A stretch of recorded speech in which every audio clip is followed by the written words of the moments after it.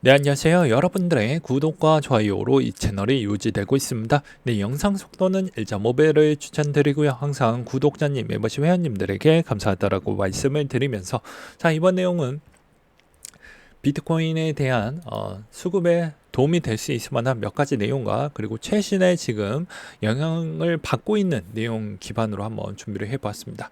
현재 비트코인의 수급 부분을 좀 보게 되면요.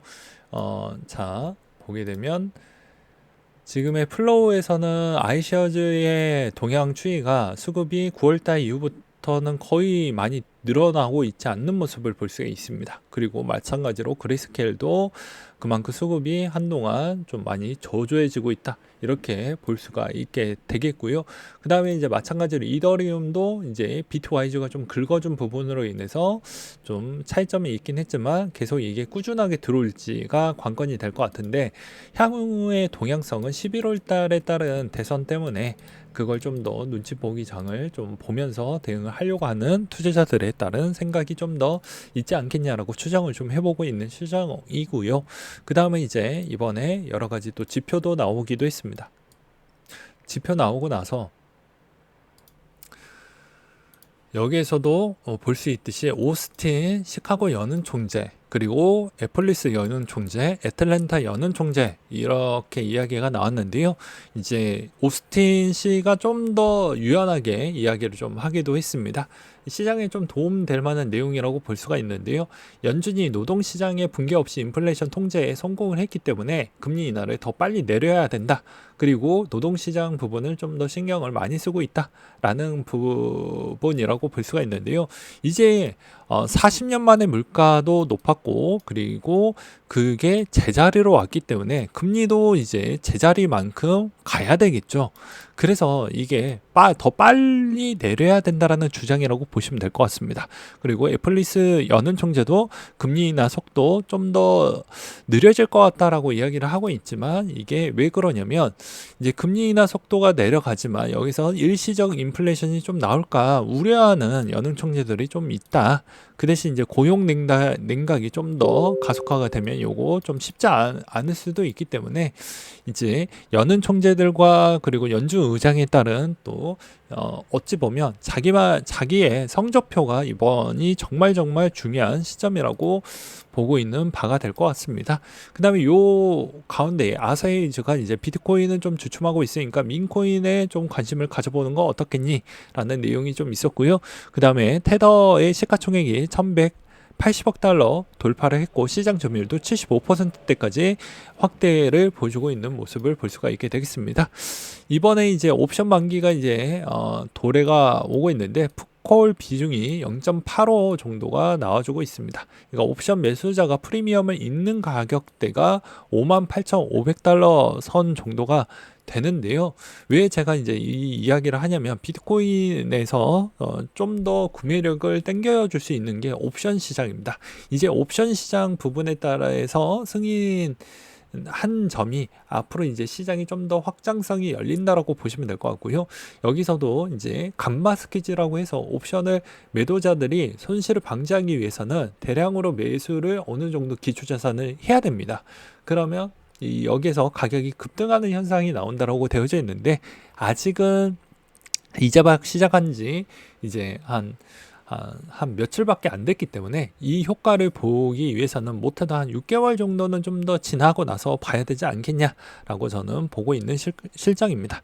그리고 비트코인 옵션의 네거티브 반화라고 있는데요.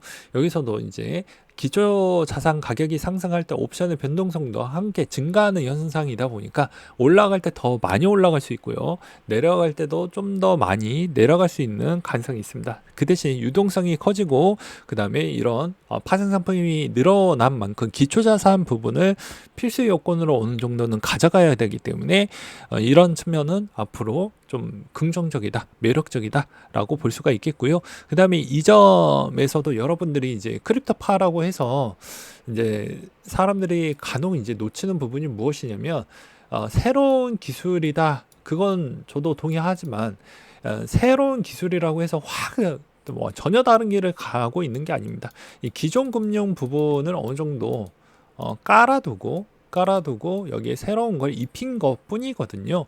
그래서 블록체인 부분에서도 다양한 산업 부분이 있긴 하지만 그 중에 가장 많이 발달된 금융 부분에 대해서만 이제 가져가고 있지만 앞으로는 여러 가지 부분으로 확장이 될 것이고요. 이제 기존 부분에 있는 시스템은 그대로 이제 적용을 하면서 갈 것입니다. 디파이도 뭐 그냥 엄밀히 따지면 블록체인 기반 안에서 기존에 있었던 기존 금융 부분에 있는 알고리즘은 그대로 갖다 썼던 부분이 있기 때문에 아예 다른 길이라고 보기에는 좀 어려운 부분이 없지 않아 있습니다. 그리고 또 이렇게 또 옵션 부분이 이제 성장을 하게 되면요.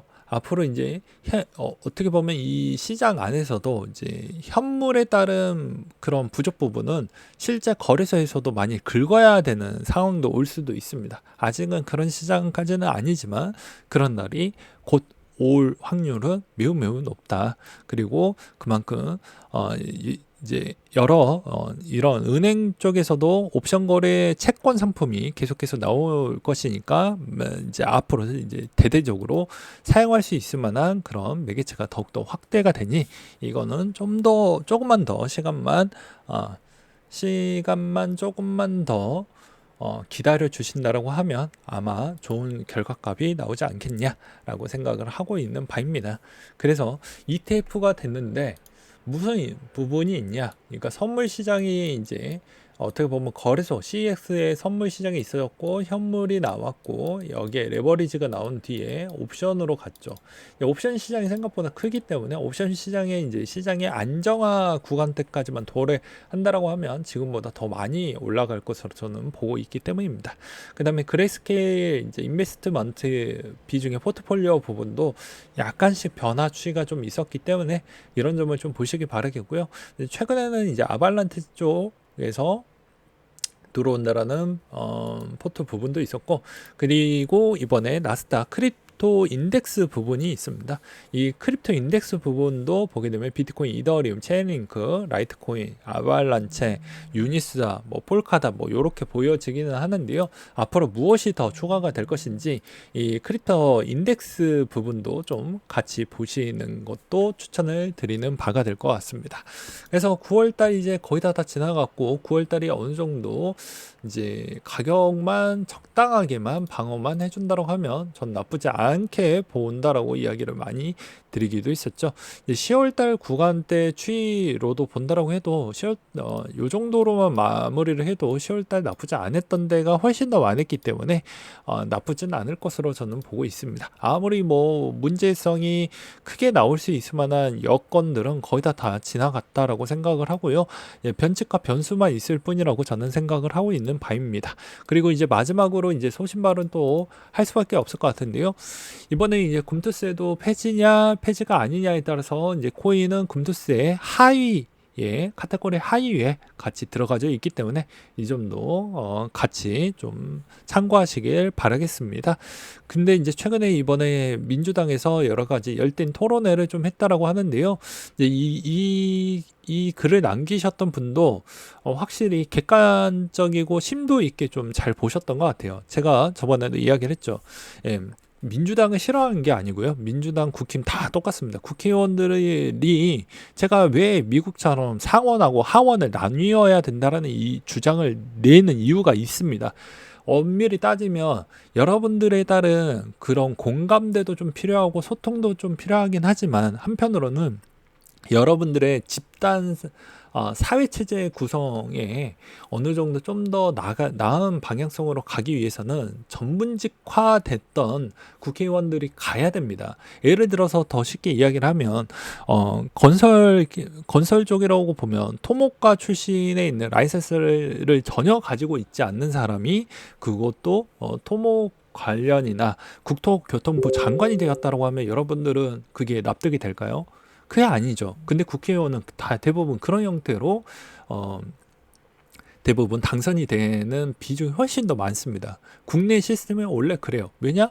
386로 때 있었던 거 그대로 변경 없이 그대로 갖다 쓰고 있기 때문입니다. 물론 그렇게 해야 내가 한 번 더 진입 장벽 없이 아마 2선, 3선, 4선, 5선, 6선까지 당선이 될 수 있는 구도라고 그렇게 생각을 하는 것 같아요.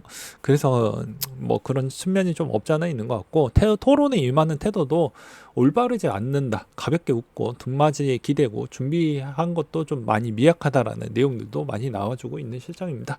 그래서 그렇기 때문에 지금 코스피가 어떻게 됐나요? 그러니까 국회의원들이 멍청하니까 이게 내려가는 부분이 훨씬 더 커집니다. 그리고 국민들도 본질을 좀 볼 필요성이 있어요. 제가 매번 이야기를 많이 하고 있죠. 여러분들의 있는 이익만 제발 찾아가라고 제가 매번 이야기를 하지 않습니까? 그래서 코인 과세 부분인데 본질은 무엇이냐? 저도 이 내용의 본질은요, 유예는 없어요. 유예라는 거는 없고 오로지 찬성과 반대 둘 중에 하나로 가야 하는 게 맞다라고 보는 입장입니다. 왜 그런 줄 아십니까? 국민은 이슈화 한번 푹 땡긴 다음에 그 이후부터는 관심이 별로 없어요. 시간 지나면 2년 뒤에 뭐 제도 약간 제도 정비한 다음에 또 한다? 그거 될 것 같습니까? 그때 되면 관심을 가질까요? 그래서 그런 겁니다. 그래서 애초에 이슈 가질 때 어떻게 해서든 제도 정비를 기간을 더 가져가지 않고, 만약에 유예를 할 거라고 하면 조건부로 무조건 그날에는 통과를 시킨 자라고 확정을 잡아놓고 하는 게 맞는 것이죠. 매일같이 위험 리스크를 계속해서 기간에 거듭할 만큼 계속 가져갈 것입니까? 그것도 아니잖아요. 코인이 그런 형태로 흘러갔잖아요. 과세 유예 해놓고 제도 정비를 할 수 있으면 기간대는 뭐 했냐 말이죠. 그래서 그것만 봐도 금투세도 거의 비슷하다. 근데 금투세가 또 코인 상위 카테고리에 있다 보니까 이것도 아예 신경 안 쓰고 볼 수는 없다 라는 점을 마지막으로 말씀을 드리면서, 요 내용도 11월 달 안에는 이제 마무리가 되니까 잘 보시고, 그 다음에 11월 정도 때 코인 과세 유예도 유지가 될 것인지 아니면 이대로 갈 것인지에 따른 측면도 같이 보시길 바라겠습니다. 저는 진짜 노력을 많이 했고, 여러분들도 구독자님들도 정말 노력을 많이 했다라고 저는 생각을 합니다. 단지 다수가 이제 나중에 그게 진짜로 시행이 되었을 경우, 이대로 만약에 시행이 됐을 경우에 과세 유예 없이, 그런 일은 좀 적겠지만 만약에 그대로 된다라고 하면 과반수가 그만큼 뭐 무관심했고 등하시했기 때문에 그런 결과급이 나왔다라고 저는 이야기할 수밖에 없을 것 같습니다. 너는 뭐 있냐가 아니고 저는 할 거 다 했고, 여러분들도 우리 구독자님들은 할 거 다 했기 때문에 욕먹을 부분은 없어요. 저는 그렇게 생각을 합니다. 네. 아무것도 안 한 애들이 문제라고 생각이 들죠. 네, 이상으로 마치도록 하겠습니다.